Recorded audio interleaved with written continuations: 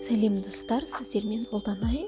Бүгін сіздермен жаңа жылға арналған балаларға осындай қолдан өзіміз әдемі подарктар жасайтын боламыз.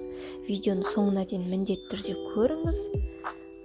Каналыма тіркеліп, лайк басып кетуді ұмытпаңыздар. Ал мен бастаймын.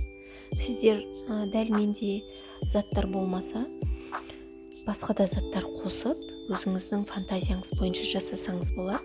Керемет шығады. Міндетті түрде балаларыңызға ұнайды деген сенімдемін. Мен осындай жылы қыстық носкилерді алдым. Мен 6 балаға жасайтын боламын.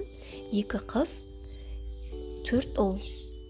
Менде осындай мен көріп тұрғандарыңыздай мандарин, альбени, 1 килограмм осындай тәтті кәмпит, шоколадтар және қаптауға арналған осындай пакетіміз керек болады. Ең алдымен міне көріп тұрғандарыңыздай конфетті аштым, өте көп, шамамен 1 килограмм конфет бар мына жерде. Көріп тұрғандарыңыздай шоколадта, конфетті, вафли барлығы ішінде бар. Осы конфеттерімізді енді 6 пакетке бөліп салатын боламыз. Біздің кішкентай сүйкімді тәп-тәтті бүлдіршіндеріміздің ең күтіп сағынып күтетін мерекесі осы жаңа жыл. Жаңа жыл баршаңызға құтты болсын, мерекелі, берекелі, табысты жыл болсын.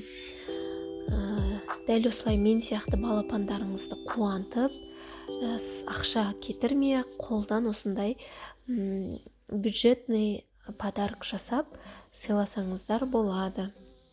Мінекей мен носкиімді, 1 мандарин, 1 альбени салдым. Және менде бөлек бір йогурттан бар. Ол йогуртты подаркқа қоспадым. Қолдарына былай бір-біреуден ұстататын боламын.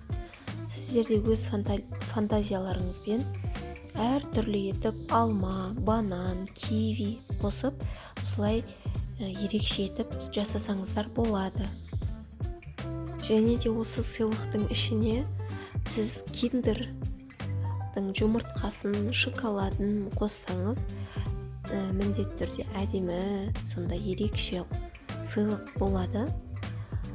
Балаңыз өте қатты таңғалып, ашқанша мәз-мейрам болып қонып қалатын болады.